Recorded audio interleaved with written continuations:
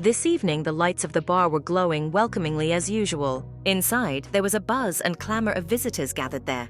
The two men were also sitting at a table drinking, just like the other visitors. Just then, their attention was caught by a guy sitting at a neighboring table. One of them knew the guy. He moved to this town about 8 years ago after he retired from his criminal endeavors. This guy has been alone ever since and seems to have made no friends, no family, and no proper job. One of the men complained to his companion that this guy had recently failed to help his son when he was surrounded by some gang. He just walked by and didn't even bother to call the police. They looked at the guy who had already risen from his seat. As he passed by them, the guy froze for a moment. He heard them talking about the same gang they were talking about earlier. But the guy didn't linger long near them, but opened the doors and went outside. There he was met by a familiar waiter, who was surprised by such an early departure of the guy, because he usually left the institution not earlier than 23. The waiter advised the guy, whose name was Xiao Wen, to pay attention to the words of those men who accused him of being indifferent to other people's misfortune, because even his younger brother knows that he is very sympathetic. Xiao Wen looked at him but didn't answer anything, after which he just said goodnight and headed for the exit of the bar, with the waiter watching him.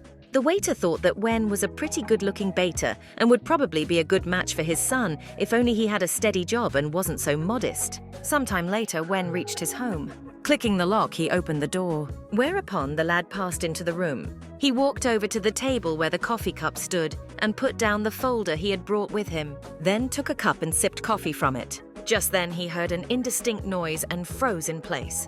Through the reflection of the window, he saw someone approaching him. When froze, all turned to listen. Then the guy turned around abruptly. Right behind his back, he saw the one he had just seen through the window. It was a brunette with piercing eyes, and it stared straight at him without blinking. Wen continued to stand there without moving, and to himself, he tried to figure out who it was. That guy smiled and said that his sense of being around a stranger wasn't what it used to be. The guy started to approach him and noted that Xiao Wen didn't even notice someone walking into his house. Therefore, if he wanted to kill him by coming in from behind, he would do it without much effort. Wen was pondering feverishly on the topic of who this guy was and how he found him after 10 years. Then he finally parted his lips and asked who had sent him. The guy replied that he did it himself and acted without anyone's help. Why, he added that he might still not remember him, but he should remember saving a child alpha on the North Coast 10 years ago that had a special type of blood. Wen continued to stand and stare at the stranger in silence. Meanwhile, the stranger came up to him and hugged him and said that he was the one who had saved the Zusan child. Xiao Wen meanwhile reached for the knife that was on the kitchen table. Then she swung it as hard as she could. The knife crashed into the glass behind Zusan and a loud sound of shattering glass was heard. The knife flew past Zusan by only a few millimeters, lightly grazing the skin on his face, and Wen yelled at him to get out. Zuozen touched his injured cheek and stated that Wen hadn't completely lost his skills yet. Then, looking at the dumbfounded Wen, said that he left at the very peak of his career 10 years ago, and it happened after he saved him and had to hide in this small town afterward. Wen glared at him and advised him to leave the apartment before he threw another knife at him. Zuozen calmly replied that he still couldn't kill him no matter how much he wanted to. Then Wen picked up another knife. Zuozen stood perfectly still with his hands tucked into his pants pockets. But suddenly, Wen began to see him very cloudy, after which he felt himself losing his balance. The knife at the same time fell to the floor with a clatter. Xiao Wen was surprised to find that he was very dizzy, and Zuozen began to approach him leisurely. Wen was feeling worse by the second. He guessed that there was probably something spiked in the coffee he drank. Xiao Wen began to finally lose his balance, but Zuozen managed to pick him up in time. He thought to himself that it was very sad when an assassin of one of the city's major factions had fallen so low, settling in some small town, and who now felt sleepy after just one cup of coffee. Wen tried to grab him by the collar of his shirt, but Zuozen intercepted his hand with a smirk, after which he held his hands tightly and said that he had been looking for him for a very long time indeed.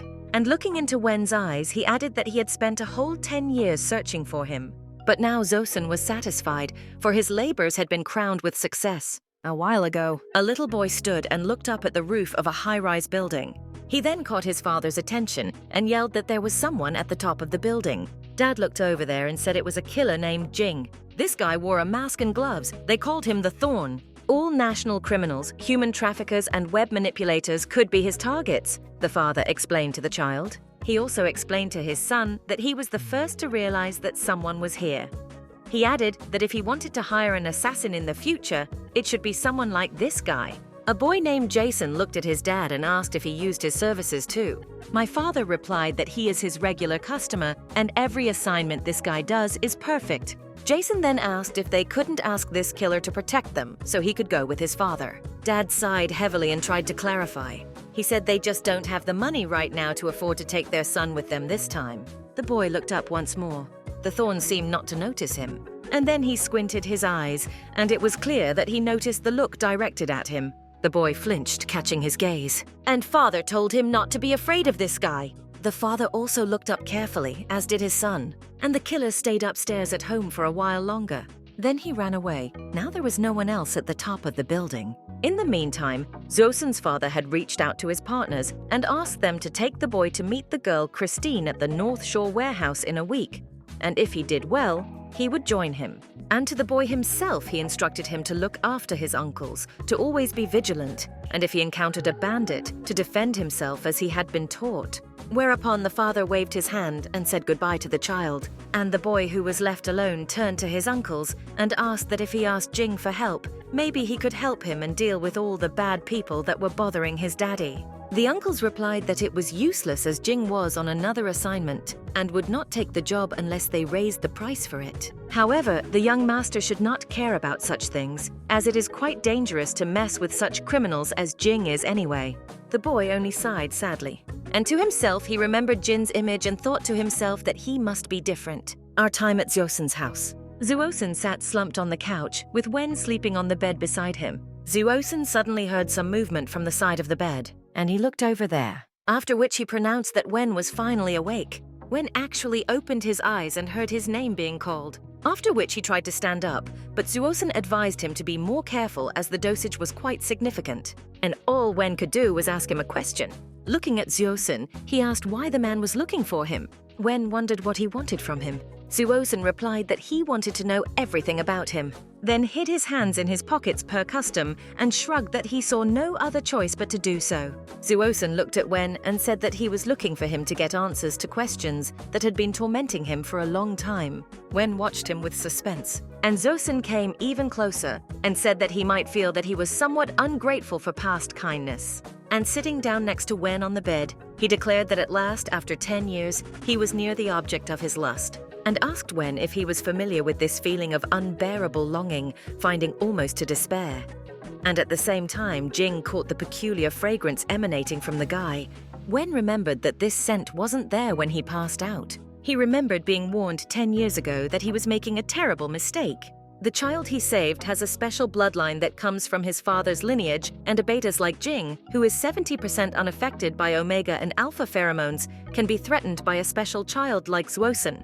Jing should have realized that once this child learned to recognize pheromones, he would use them to influence. And in the future, when he really wanted to, he would be able to suppress Jing easily and simply. And now Wen clearly remembered these words and made sure that they were true right here and now, when the grown-up child he had saved 10 years ago was sitting right in front of him. Returning from his reverie, Wen still found himself sitting on his own bed next to Zuosun. The guy leaned closer and closer to him, asking if he could smell his pheromones. However, Wen suddenly pushed him away abruptly and pronounced, looking at the guy in an extremely unfriendly manner, that there was only Wen Jiang here and there was no Jing. Zuosun didn't argue with him and agreed to call him Wen, then advised him in case of any special wishes to tell him in advance, otherwise it might be too late later. Wen gave him a haughty look and realized he just wanted to possess him.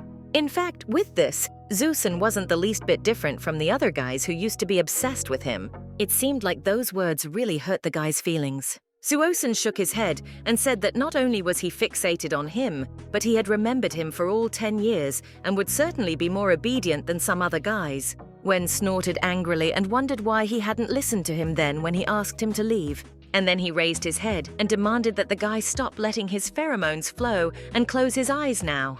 Zuosun hummed but complied with his request. He then leaned even closer to Wen and stated that he had plenty of time and looked forward to what the guy planned to do next. Wen gently touched his face to Zuosun, who complied with his request and closed his eyes, then pretended to caress him. Wen squinted his eyes unkindly. A moment later, Wen was already at the guy's back. Then he wrapped his arms around his neck and whispered in his ear, asking him if he was afraid he might get his neck snapped. Zuosun turned his head toward him still without opening his eyes, and calmly said, grabbing Wen's hand and looking up at him from below, that of course he wasn't afraid. Wen was watching him tensely, and Zuosun explained that he would simply never be able to kill him. He basically had no choice but to submit to him.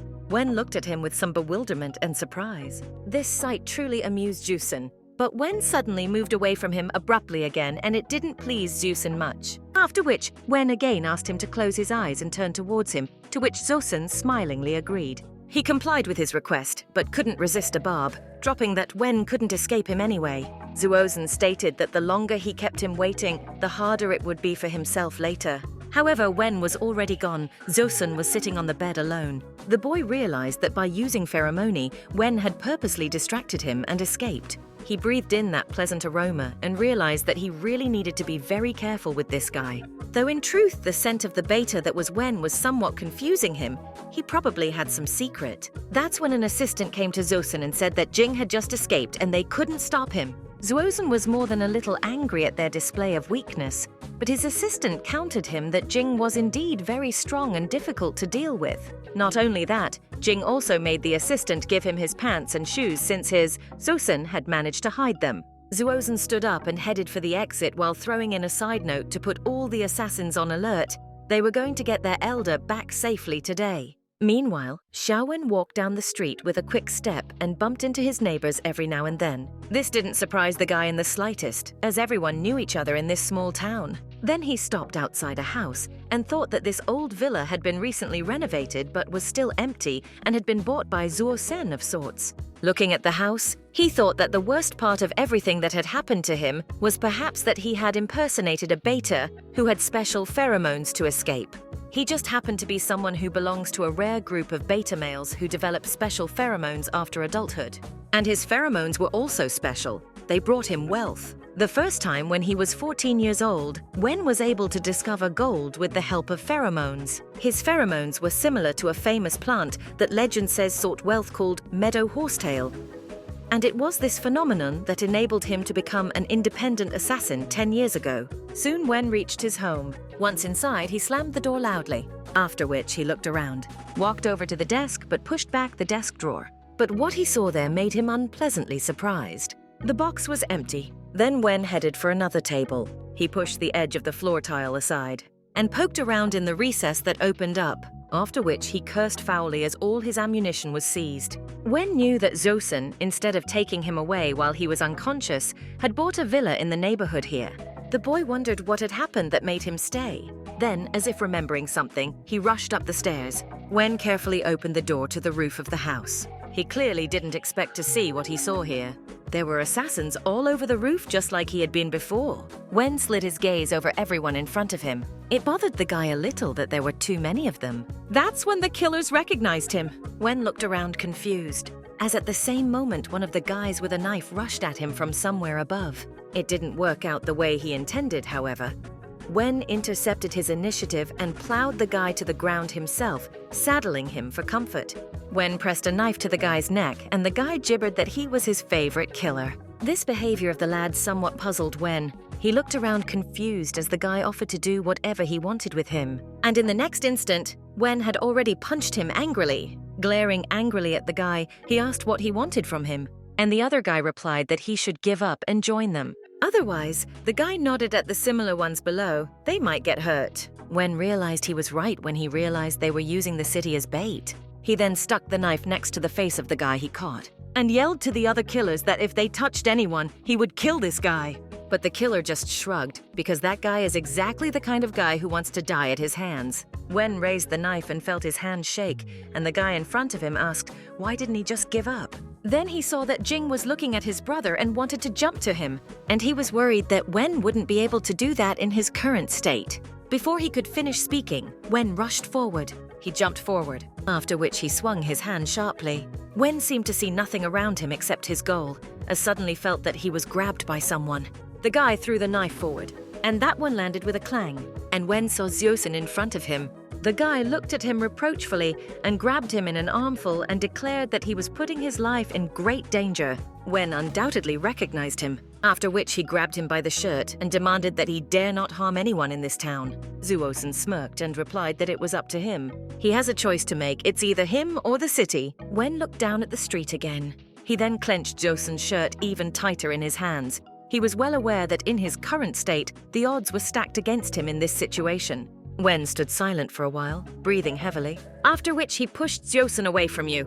He condescendingly threw in that the guy could do whatever he wanted. The main thing was to make sure no one in town got hurt. Joseon smiled victoriously at that, and then shouted to his helpers to get out of here and be kind to the people in this town. The deputies accepted his request and began to leave the roof. Wen turned his back to Joseon, as the man suddenly grabbed his arm. Wen turned around and looked at him, and Joseon didn't drag it out for long, but pulled the boy to him and kissed him. Wen opened his eyes, breaking the kiss and biting the guy's lip, then sharply pushed Joseon away.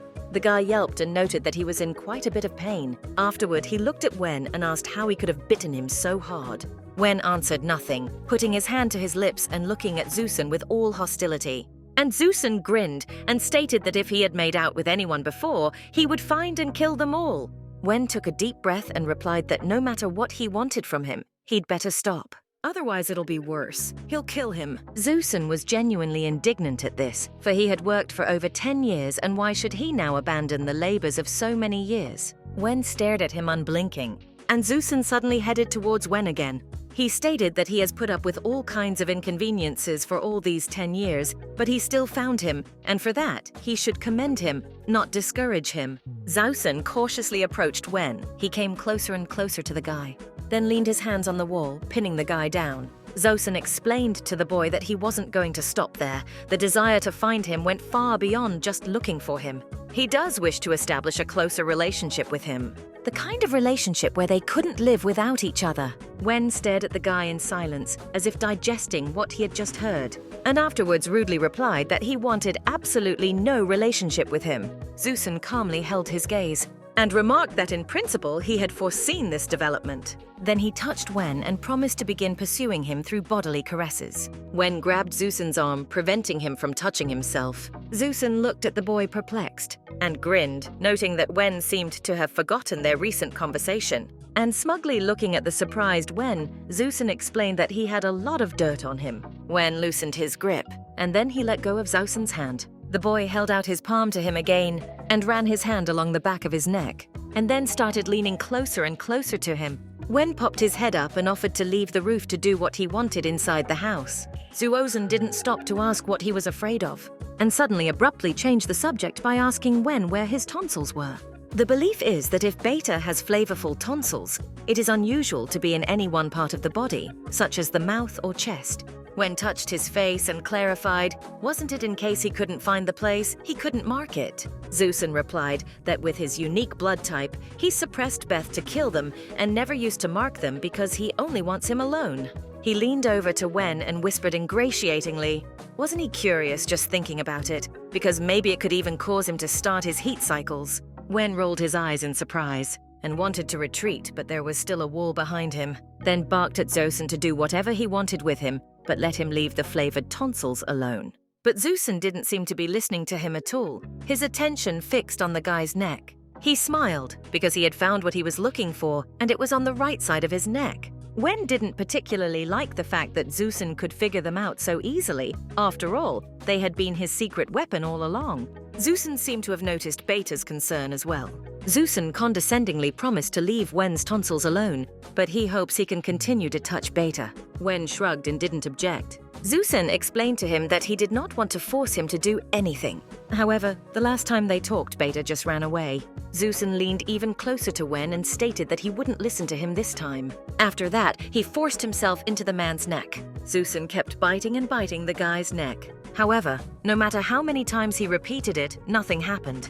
The only thing he'd accomplished was that he'd just hurt Wen. Finally, Joseon gave up and pulled away. Wen stood with his eyes closed, and then collapsed right in his arms. Joseon lifted the boy in his arms and wondered why he couldn't mark him, but was just draining him of his strength. The boy carried Beta into the house, after which he laid him on the bed and called one of his assistants. Zusen asked him what could be going on with Jing, since he knew more than him about pheromones. The assistant replied that most betas do not have pheromones and scent glands, which makes them impossible to tag, but Jing is an exception. He is the one who has both pheromones and scent glands. He may reject any external attempt on his life, yet it would be impossible for his body to be harmed in any way. But still, continued the assistant, it's true that the beta's pheromones aren't as strong as the alpha's. Therefore, Zusen can use his unique blood to suppress and influence all secondary genders, so he should be able to suppress Wen's pheromones by infusing him with his own. Zusen realized he would have to inject his pheromones until he damaged the beta's body. Alpha decided to be patient and wait until he had completely suppressed beta's will by filling his glands with her pheromones. He will do so until he has completely subdued his beta. Then he could rightfully call it his own, marking his entire body. The aides stood and looked at their boss in silence, until the brother of one of them realized that since the boss wanted to sleep with Jing, would he then be able to sleep with him too? But Assistant Gao hurriedly closed his mouth and asked the boss if he really wanted to do this to Jing, because then he would hate him, if not kill him. Zusen replied that he couldn't kill him. He's actually more afraid of Jing leaving him. Not until night fell outside the window. Wen finally woke up and opened his eyes. The boy lifted himself off the pillow. He looked around in surprise. Beta realized he was back in Zusen's room. Wen remembered what the guy wanted to do to him, but didn't expect that he could pass out from it. Probably triggered a kind of defense of his body. All he could do now was pray that his pheromones could withstand this attack. Wen got up and left the room, and outside of it, he immediately ran into one of Zusen's aides. Wen looked at the guy with the scar and realized that he seemed to be one of the main guys in the gang, and Zusen's right-hand man, he would hardly stand up to him either. The aide explained to him that he had come to tell him about his body's reaction, but Wen replied that he didn't need to. The only thing he wants is to know exactly what organization he's from. To this, the assistant, whose name was Gao, only smirked. Afterward, he raised his arm up and rolled up the sleeve of his sweatshirt, and Wen looked where he was pointing.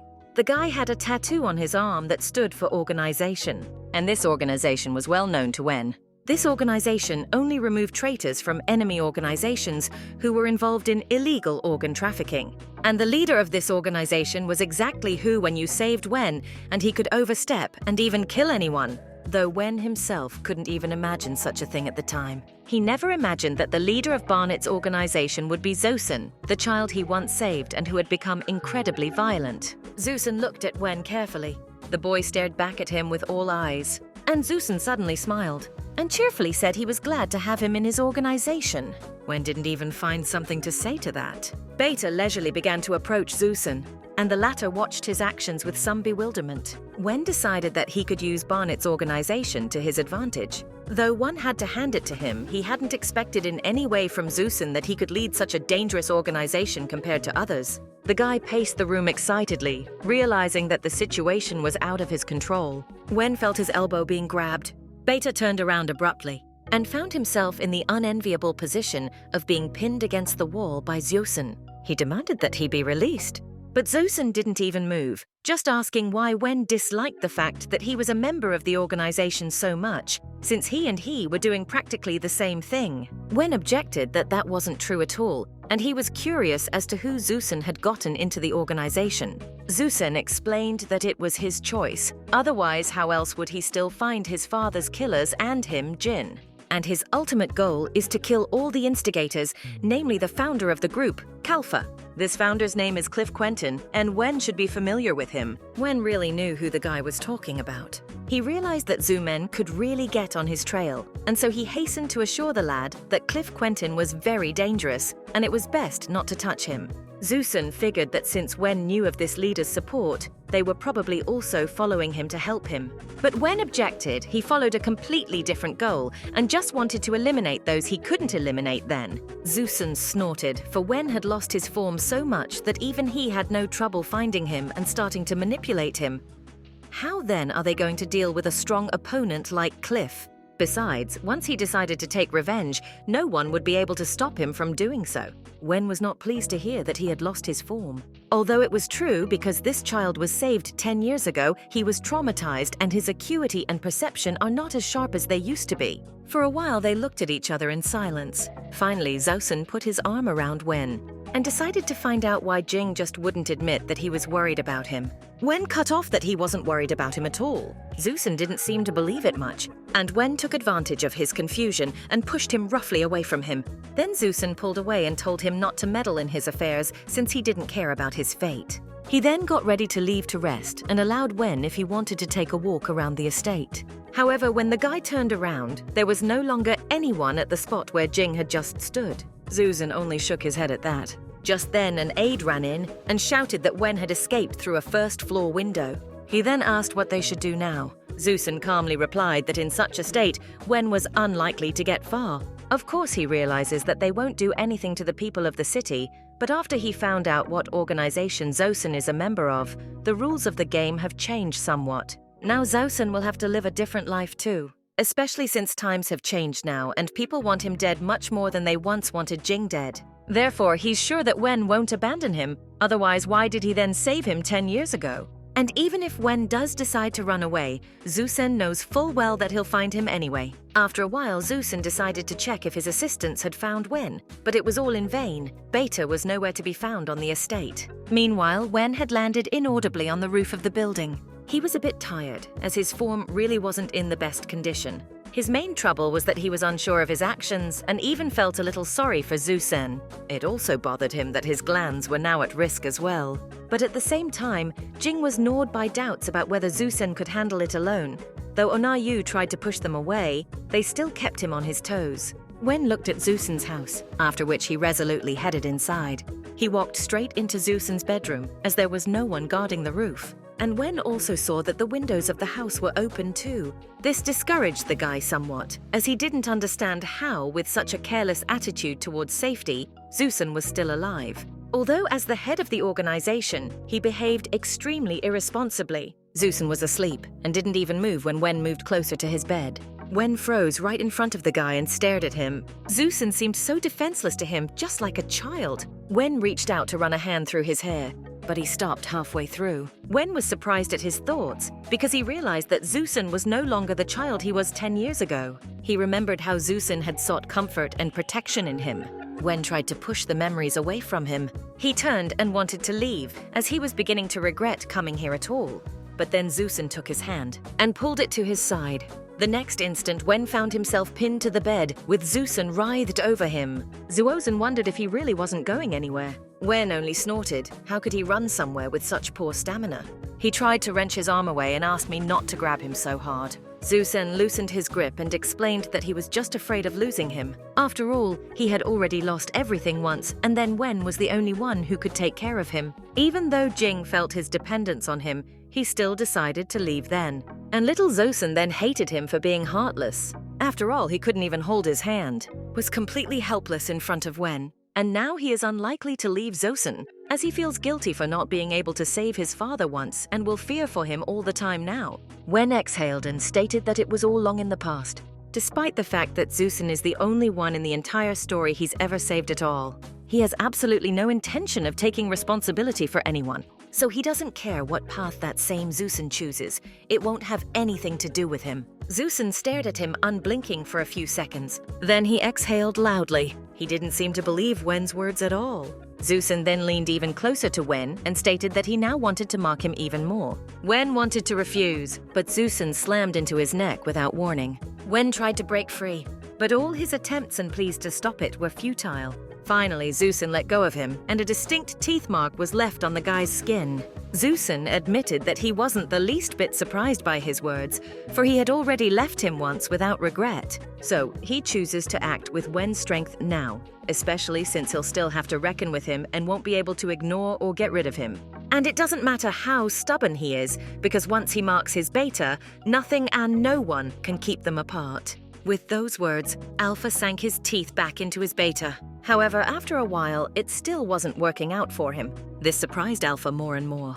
But he wasn't too worried since they had nowhere to rush. Zosun wasn't going to let him go anywhere either. So he was willing to wait as long as he wanted. He had plenty of time for that. The Tarantula organization was not seriously attacked a few years ago.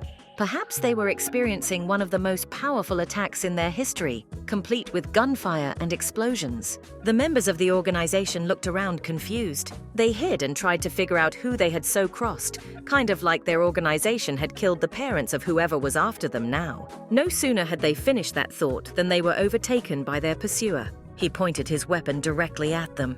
And after that, he fired a few shots. Jing then tiredly sank to the ground right in the rain. He raised his eyes to the cloud-covered sky and looked up.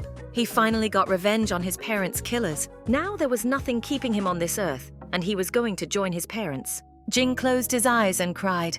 But then someone called out to him. Jing could vaguely see someone through his closing eyes. Jing tried to open his eyes. However, he was not to last long.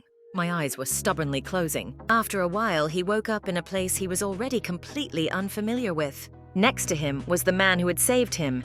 He introduced himself as Zuohe and said he was a businessman. Jing asked the man why he had saved him since he had lost the will to live. Zuohe gave him a strange look and then stated that he was a very talented assassin as for his age and he would like to offer him to work for him. He also added that he will provide all support from his side, and then patted the guy on the head and advised him to keep living to find his new meaning of life. Sometime later on the north coast, they met again under sad circumstances. Zuohe was injured and grabbed onto Jing's hands with all his might. The man was wounded and dying, but before he died, he asked that his son Zuosen be protected. All this like a kaleidoscope flashed before Wen's eyes. The guy looked at Zuosen lying on top of him. Turns out he was sound asleep. Wen dared to get out from under Zuosen. He succeeded and the guy got out of bed feeling not the best. His left arm was numb and his glands ached. It was because he had to spend a lot of energy reflecting the alpha's pheromones, but he had to continue resisting until his stamina was fully restored and then take action. Wen was so thoughtful that he didn't immediately notice the presence of another person nearby. He lifted his head and looked at the door. To his displeasure, Wen saw that he was not alone. He knew it was the deputy's younger brother and demanded that he approach him. Wen realized that even though this guy was a bit of an oddball, but he was listening to him carefully and he would be able to use him to his advantage if necessary. Jing asked the guy to bring clothes since he didn't like Zuosen's clothes at all. After a while, Zuosen listened to the news about Cliff Quentin. He was sort of seen recently on one of the streets in town where there are some very old buildings, but never could verify what organization he was a member of. Here Wen intervened, stating that this organization was called the Black Mamba. Zuosen looked at him questioningly, and Wen explained that the church on Klimt Street was one of the Black Mamba's most secret bases. 10 years ago, he managed to destroy all the bases except this one, and then he retired. Zuosen marveled at his knowledge, and at the same time decided to find out what kind of clothes he wore. The junior assistant enthusiastically replied that they were his clothes. The older brother immediately rushed to shut him up and started apologizing to his boss. After all, he had to borrow the clothes because he couldn't work in the big ones. Wen was surprised that he would have to work at all. Zuosen only hummed at that. And then he came up and remarked that they discussed it yesterday and he wants them to work together in his organization. Zuosen headed toward Wen and then stopped in front of him and explained that his dad had advised him since he was a kid to hire Jing as an assassin, so he decided to take his advice. Jing didn't seem that surprised, and Zuosen handed him a gun while saying that they seemed to have a common goal. They both want to capture and kill all the founders of Kalfa. The deputies watched tensely as the gun was handed over. Yi Jing accepted the weapon after all. He decided to accept the offer to fulfill something he had never been able to do over the years. After all, capturing and destroying Kalf's group was his only goal lately. Here, Jing suddenly pointed his gun at Zuosen and said that he had a number of conditions. The deputies immediately drew their weapons, but Jing didn't seem to care. He stood calmly under the scope while aiming too. But Zuosen was also calm and asked his aides to leave them alone. When they were alone, Zuosen said that he was willing to listen to Jing. The guy leisurely began to approach him, and he got right up to the point where the gun was against his stomach. He covered Jing's hand with his own and said with a smile that he was always ready to listen to him, just to start a conversation. Jing only chuckled ironically to himself. Wen demanded to accept all of his suggestions as to what he had planned against the Kalfa group, and Zuosen readily agreed. And the second condition was, don't touch his scent glands. And this suggestion clearly did not please Zuosenyu. He froze in place, still clutching the gun pointed at him. Then it was like he decided something for himself. He leaned closer to Jing and agreed to that condition too, and then knocked the gun out of his hands. But he also has a condition for Jing, not to try to run away or break free when he kisses him or hugs him. Jing wanted to be indignant as Zusen grabbed him by his shirt, but stopped abruptly as he realized the Alpha understood better requests than resistance, because then he would break his promise and Beta would hate that. Jing calmly asked him to let him go. Zuosen didn't insist and actually let him go. And then he pulled me to him and he started kissing me. Jing did not resist his actions, even when their tongues were intertwined with each other. Beta succumbed to the kiss quietly. Zusen looked at him, releasing his pheromones. Yijing understood his intentions, and so with an effort he pushed Alpha away. Beta genuinely resented him for releasing his pheromones. Alpha smiled and said that he had asked that his glands not be touched, but releasing pheromones was out of the question. Beta backed away from the Alpha, realizing that he could also affect him through his breath as much as his neck. Zuosen leaned toward him smiling, and said laughing that he could hold his breath while kissing, but it was still unknown how long he could last like that. Jing realized in despair that he had made a wrong move, but then the door to the room slammed loudly. The panting assistants flew in and shouted to the surprised Zuosenyu and Jing that they had urgent news. Jing briefly took advantage of the situation and punched Zosen. The guy flew far forward. The aides stood and looked on in shock. They grabbed their guns and demanded Jing stop acting like this. Zuosen looked at him with some surprise and anger. He realized that Jing was able to recover some of his stamina. Then he ordered the deputies to put away their weapons and tell him finally what their news was. The deputies did so and said that members of the Black Mamba organization had been spotted on Varina Island. Now they suspect the warden is conducting a secret trade with the Black Mamba. Jing realized that Black Mamba had finally made his move. As expected, if they want to capture Cliff Quentin, they will have to face their old rival at the beginning. After all, their family organization made a fortune in gold mining and has the Black Mamba as a group symbol, and since their return, they have become one of the largest underground organizations. Zausen only grinned at that. He knew full well that they were the ones who had helped Quentin escape in his time. But now they are just brazenly climbing into their territory to test their mettle. Zusen ordered to head to Varina Island in a couple days to ride with them, but Jing tried to stop him. Beta explained that it could be a trap to lure him out as the head of Burnett, since previously no one knew what he looked like and thought he was some old man.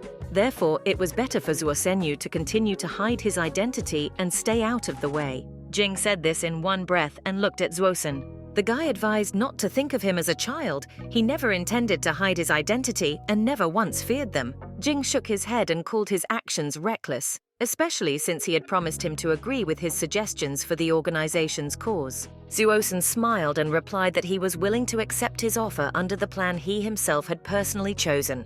Jing looked at him with disapproval, and Alpha reminded him that his plans and security had nothing to do with the guy, especially since these were the words spoken by Jing, which he had told him himself personally last night. Jing had no choice but to agree with Zuosen's reasoning. He only expressed concern that the plan Zuosen came up with would actually work. Jing abruptly fell silent, and then he grunted as he realized he'd said too much. He looked at Zuosen, fearing that he might have angered him with his words, and then backed away from him just in case. The assistant decided to intervene and asked who Jing was to them now.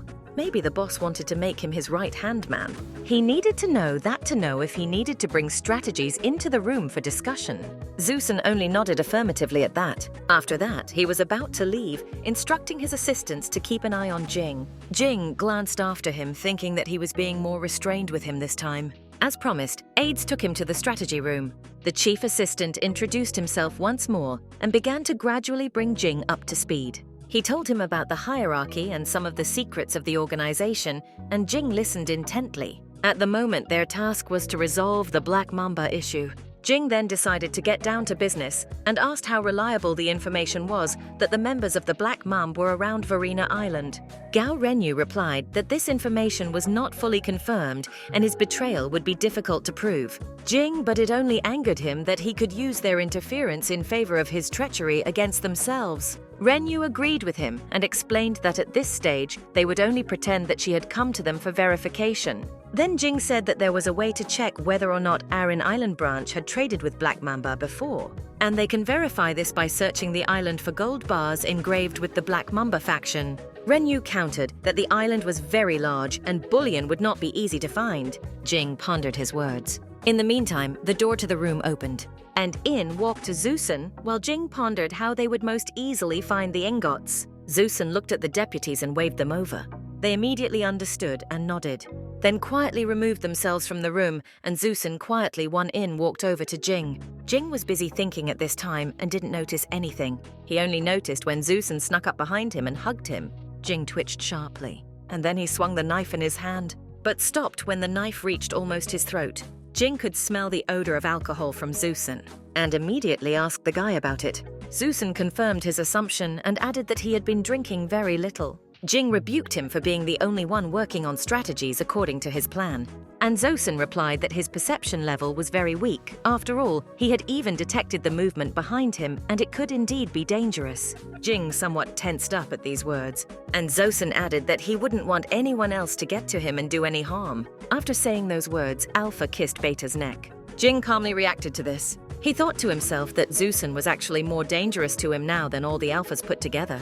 Jing inhaled sharply. He sensed the Alpha releasing her pheromones again, and judging from Zusun's eyes, that was indeed the case. Alpha turned Jing's head to face him and buried a kiss on his lips, transmitting his pheromones to Beta through his breath. Jing realized that he had already inhaled too many pheromones and asked Zusun to stop. And when he let him go, the guy suddenly collapsed. He collapsed face down on the table directly in front of him. Zusun felt the pheromones working on him, and he couldn't resist the urge to possess Jin. The latter abruptly threw his head back and punched Zusun, and jumped to his feet. Just then, hearing the noise, the assistants came running into the room, and they were confused by the picture they saw. Jing helped Zusun to the bed, after which he laid him on the bed. Beta crouched down next to him and covered him with a blanket, as Zusun's hand slid over it. Jing leaned toward him with a threatening look, and then demanded that he finally stop all of this. Zusun hugged him tightly and asked him not to hurt him, and Jing realized he was just drunk. Alpha jabbed his face into the guy's and wondered when he would finally stop resisting him. Jing stared at him silently for a couple seconds, and then he decided to ask why he suddenly had such a strong attachment to him. Zusun answered him nothing. He lay there with his eyes closed. Jing realized from the lack of reaction that he was asleep. Beta suddenly remembered how on the day of their very first meeting, Zusun had mentioned how he was drawn to him, but he didn't understand why. Jing sighed and realized that it looked like he wasn't going to be able to find an answer to that question anytime soon. The guy was transported back 10 years. Then Zusun's father came to him and offered to go to work for him as a security guard. Jing refused, as he had already helped an international organization secretly destroy the Kalfa group. However, he wondered why the sudden request and if it was related to his safety. The man looked at him. Then he lowered his gaze and said that it was just the normal work of a personal bodyguard. However, he wasn't giving up and was going to offer him more money. And then he sighed and said it was a joke. Still, he told Jing that after he had done his job, he would have to find him and wished him luck. And finally, he managed to destroy this group of Kalfa, which saved hundreds of thousands of people, but its founder managed to escape. It was then that Jing realized Zuon had lied to him and he actually needed to protect his life and his son's life, because the founders of Kalfa set generous bounties on Zuon and his son. That was why Jing had defended the boy so fiercely back then. The boy was thrilled when he saw his savior. The foes stood and scoffed at Jing's first time making a gaffe, but they also warned Jing that Alpha could be very dangerous to others when he grew up.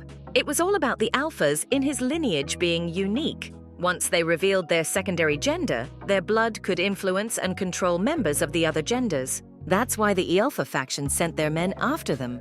However, the fact that the founder of the Kalfa group was Zuo family Dr. Cliff Quentin came as a surprise to many. The founder walked over to Jing and little Joseon and grinned at them. At that time, the boy did not yet realize that this doctor he used to know turned out to be a traitor. The boy rushed to the doctor as he trusted him, but Jing managed to grab him by the scruff of the neck. He asked Zuosenyi to stand still and not try to run anywhere, much less to this doctor. The boy looked at him questioningly. Jing turned to Cliff. He asked him to tell who besides him was the founder of Kalfa. But Cliff refused to answer him on that point. On the contrary, he suggested that he go to work for him. After all, if Jing continues to protect Zuon's son, he'll still get nothing for it because of Zuon's death, and Cliff can give him a lot more money and a better attitude. The boy realized with horror that it looked like his father was dead. and Jing flatly refused the offer to work for Cliff, even for more money. Cliff looked him in the eye. Then he said that he knew about the rumors that Jing's assassin was hiding many secrets. Plus, he's young, he has enough strength to eliminate Tarantula, and he also doesn't have a single scar on his body, which is quite unusual. Also, a lot of people are following him because they want to find and unravel the secrets he's hiding from everyone. However, Cliff was more interested in Zhao Sun's blood, and if Jing agreed to give up the boy willingly, Beta would be left alive. Jing encouraged the boy and advised him to stay close to him. In this case, he has a better chance of survival. Zhao Sun looked at him and complied with his request. Meanwhile, Jing turned to Cliff and declared that today was his day of death. But Cliff countered that it was still unknown who else would die and set his assassins on him. After a while, Zhao Sun stood in a stupor and looked on in horror at what was happening. There was a mountain of corpses around Jing, and he himself was clearly tired.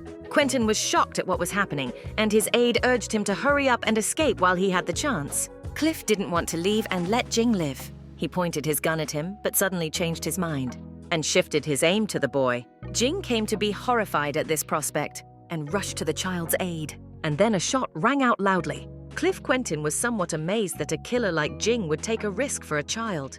Cliff had not expected this from him at all and was therefore extremely surprised. He would love to still continue to deal with them and had already started making plans to do so. But then the warehouses around them started exploding one by one. Therefore, they were forced to make the decision to retreat. Quentin didn't really want to leave, though, and raised his weapon to deal with Jing after all.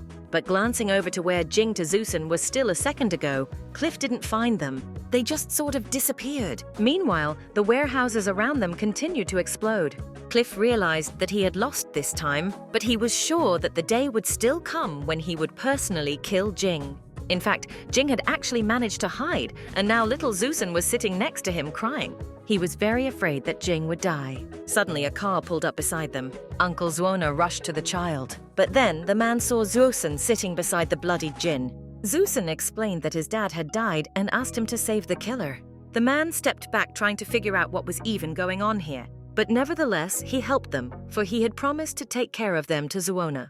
Here, Jing pronounced the name St. Clair. He asked that they be sent to St. Clair's sanitarium, where he would deal with the aftermath of what had happened himself. A week later, Jing woke up in St. Clair's sanitarium. Fortunately, the wounds he received were unpleasant but not fatal. St. Clair's was the kind of sanatorium that was guarded by international organizations, and besides, Jing trusted its director and considered it the safest place for himself. Jing heard the door to his chamber open, and that's where little Zhao Sun came in. Jing figured that he still had to, in addition to straightening out Cliff Quentin, find a place for this little guy. The boy reminded the kid of himself from a few years ago, so he understood how the kid was feeling right now. Jing looked at the boy, and then he made up his mind and waved his hand. He asked the boy to come over to him. Jing did not hesitate long to fulfill his request. After a while, night fell on the city and everyone in the sanitarium was asleep. Zhao Sun was asleep as well. But then that fearsome man with a knife in his hands appeared before his eyes, and the boy in a moment was already awake.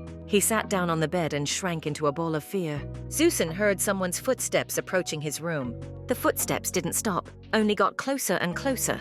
Zhao Sun looked at the door and saw someone's shadow behind it as well.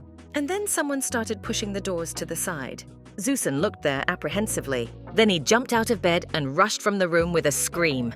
Jing woke up to this noise and asked the boy to calm down and not run in the sanitarium. But the little boy suddenly threw himself under his blanket. Then he looked out of there and complained that someone seemed to have come to kill him. Jing only shook his head at this. Then he looked toward his door. He heard someone coming to his door too. Jing quickly ducked his hand under the pillow and then snatched up and pointed a gun at the door. The door began to open.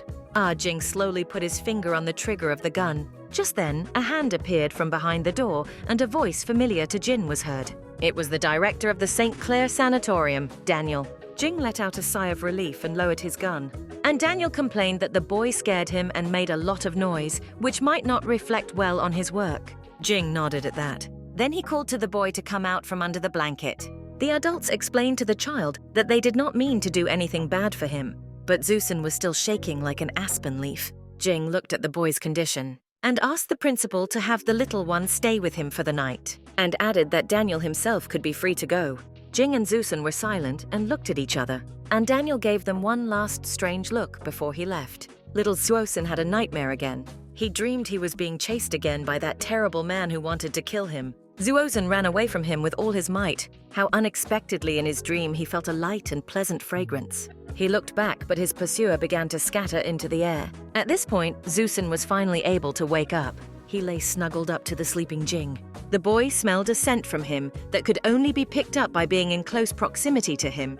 He snuggled closer to him and inhaled that scent deeply. And then he began to sniff, and the higher he climbed, the more vividly he smelled the odor. Here Jing woke up and asked the boy in an unkind tone what he was actually doing. It really scared the kid, so that his apology could be heard by the whole sanatorium. After a while, Zuozhen was running through the hospital corridor at full speed. The staff of the sanatorium looked at him confusedly. Daniel noted that the toddler had gone back to his friend, and his partner added that he had been smiling more lately. Danielle agreed with her, looking thoughtfully at the boy after him. Zuozhen walked in on Jing, happy to announce that he had brought him books. But then he tripped and fell, dropping all his books. Jing only shook his head at this. After all, he had only asked for 3 books to be brought to him. Zuozhen stood up and explained that the rest of the books were for him. Jing doubted he could read that much, but reflected to the boy that he could read a book a day at school. That's how they lived, spending time together, reading, talking, and gradually recovering. One day, Daniel came to Jing with the papers and informed her that they had registered the boy at St. Clara's School, which is next to the sanatorium. Jing was discouraged by the boy's small stature, but Daniel reassured him and explained that it was due to the child's truly unique blood type. He may indeed look like a dwarf now, but once he manifests and his alpha genes awaken, when his growth hormones are activated, he will become taller and stronger than Jing. Jing hummed upon hearing this. It was actually hard for him to visualize such a picture. And then the guy waved his hand and said it was none of his business. Daniel looked at him in surprise. He was actually glad that Jing wasn't going to continue living together with him. Though you have to hand it to him, he did get a little too close to the boy, and it could be dangerous for both of them. The Kalfa group was still active on the darknet, and there was a large reward for Jing, but also hunted. Thus, while it was quite safe for the child in the sanatorium, it was not safe at all for Jing here. And after all, they each have their own path ahead of them, so they shouldn't be too attached to each other. Zuozhen really became very attached to Jing and slept next to him all the time. Jing lay down every night and thought that it couldn't go on like this for much longer. And every time on that note, he fell asleep. Jing opened his eyes and realized that he had dreamed it all, for fragments of memories kept appearing in his mind even in his sleep. He reached out and thought that despite this, he still couldn't find a reason why Zuozhen was obsessed with him. Jing got up from the bed, and then he heard a familiar voice. And indeed, he had smelled the familiar odor before Zuozhen had called him. Zuozhen had just gotten out of the shower and asked Jing how he had slept. Jing hurriedly covered his nose. At this moment, he wanted to directly kill Alpha, who had apparently been releasing his pheromones all night. Zuozhen walked over to the bed and explained that he was sound asleep, so he figured it was the perfect moment to release his pheromones. Zuozhen snatched the blanket from his hands and after obnal Jing and asked when his body would finally start to change. He couldn't wait any longer. With those words, Zuozhen kissed him and flopped down on the bed, which made Jing incredibly angry. Jing caught the moment, pushed the guy away and asked him to stop. Zuozhen reminded him of their recent pact. If Beta won't let him kiss him, he'll touch his neck. Then Alpha ran his tongue along his neck, and looking at Beta grinned. And then she nestled her lips against his again. Jing had mixed feelings and had no way of knowing if he liked it or not. But one thing he realized for sure was that something strange was indeed happening to him. Jing was sure he couldn't have succumbed to the effects of pheromones so quickly through a kiss, especially since he tried to hold his breath sometimes during the kisses. Zuozhen finally pulled away from his lips, breaking the kiss. Jing breathed heavily, trying to catch his breath. Zuozhen, meanwhile, asked him to release his pheromones as well. After all, he remembered their scent from his childhood, but there was no way he could catch it now. The guy admitted that they evoke a sense of peace in him, and then promised to stop releasing his pheromones for it. Jing replied glumly that he didn't really trust him at the moment. But Zuozhen countered that he had stopped at his request, so trusting him was probably a good idea. Jing didn't answer anything. He closed his eyes and tried to focus. But as Beta began to release his pheromones, he felt them throbbing rather painfully. This worried Jing. He began to worry that his pheromone gland ear had been affected. Zuozhen hugged him again and nuzzled his nose into his body. He really liked that smell. Jing watched him warily, and the mouth resented him for starting to release his pheromones again. Zusen grinned and explained that it was just remnants of past pheromones, and then kissed him, noting beforehand that their pheromones were a perfect match. Jing interrupted the kiss and resented that he shouldn't have trusted the alpha. Zusen realized that he was afraid of the alpha affecting him and wondered what it was about his pheromones that he was so afraid for them. Jing brushed off that he didn't have anything special in his pheromones. He just didn't want his body to turn into that of the Omega that Alpha had tagged. Zusen explained that he couldn't help much here. He'd need to do it anyway to cement a bond with him. And then Alpha admitted that he'd considered using either handcuffs to keep Beta close to him in the beginning. But he knew that Jing always escaped from any prison, so the best way to keep him was to tag him with his own. Alpha ran a hand down his neck and stated that he would eventually turn that time marker into something else. Namely, to a permanent mark where it should be on Beta's belly. Jing clearly didn't like that prospect very much. He wasn't sure he could restrain himself much longer and not hurt Zusen for real. Jing pushed Alpha's hand away from himself. Then he got out of bed, signaling that he'd had enough for the day. But Zusen gripped his arm tightly again and plopped down on the bed, hovering on top of her, which pissed Beta off quite a bit. It's been a while. Jing left the room but was unpleasantly surprised. He was immediately blocked by Zusen's guards. Then Zusen himself appeared from around the corner. He explained to Jing that they were going to Varina Island tonight, where in that case Beta was going to go now was unclear to him. Jing replied that he was going about his business in the city and saw no point in going to the island with him, since he wouldn't listen to his advice anyway. And then he turned his back to Alpha and threw in that if he was so afraid of him escaping, then have them put guards on him. Zusen looked at him thoughtfully, and then he smiled broadly. The guy gave him a cocky look and stated that he could keep him company himself. Why send some guards? Jing walked down the street and thought about the fact that he had been leading a quiet and peaceful life in this city for over 10 years since he retired. And so it went on until that obnoxious boy Zusen showed up. He turns Jing's life upside down, and his new identity, Wen Jiyoung, which allows AU6 to stay in this city, begins to elude him. Zusen couldn't stand it and wondered why they were always taking some roundabout way. Jing explained that he didn't want a lot of people to know about him and at the same time asked him to be called Wen instead of Jing. Zusen smiled broadly at that and agreed. Finally, they reached their destination and entered the store, and the bell on the door jingled welcomingly. The shopkeeper was pleased to see Wen and noticed that he never thanked him for his help with the site. Wen said hello to him and noted that he didn't owe him anything. Master Sun threw himself into Wen's arms, but he was prevented from doing so. Naturally, it was Zusen, but Wen was indignant and demanded that he be released. Shopkeeper Su nonchalantly inquired who this companion Wen was. Zusen said hello and introduced himself. Su seemed genuinely happy to meet them and even suggested that they stay for dinner. But the guests declined the offer. Jing put the keys on the table and told Su that he would not be home for a while, and in the meantime he wanted to leave the keys to the apartment for him to keep. Jing added that he doesn't know exactly when he'll be back, and little Min Ming resented him since he had promised him to go bug hunting with him. Su countered that Wen hadn't promised him anything, and the boy was just pestering him with requests to go with him. Jing thought that he really wanted to go to that mountain with the bugs. After all, he had buried gold there. However, his plans were thwarted by Zusen following him, so he decided to agree to go with the child to the mountain. Su began to recoil, worried that he was giving him too much trouble with his child. Jing smiled and assured him that everything was fine. Zusen rolled his eyes and the child was very happy. Zusen, however, was not so pleased. Jing stroked Ming Ming's head and beckoned Ming Ming to come with him. Alpha but only sighed but said nothing. As agreed, they all three of them went after the bugs. Ming Ming asked Wen where the most bugs were and the guy explained to him. Wen sent the boy to look for bugs, but asked him not to go too far away. Zusen and Jing were left alone. It was then that Zusen suddenly uttered a confession for Jing, that he was only now realizing the fact that Jing had never called him by his first name. Jing looked at him in surprise, and Zusen added that he had always addressed him as a boy or a brat, and this child he strokes his head and calls by name. Jing shrugged his shoulders and asked if it mattered much. Zusen responded that it makes a difference to him, and he also asked to be called by his first name. To this, Jing replied that the man himself had asked him not to treat him like a child. Now she's throwing tantrums at him. Jing asked if he thought he was contradicting himself, Zhaozhen only sighed and shrugged at that. Jing nodded his head and motioned for him to come with him. No sooner had Jing, however, taken a step than he sensed a precise fragrance. He turned and looked at Zhaozhen. He did. He started releasing his pheromones again.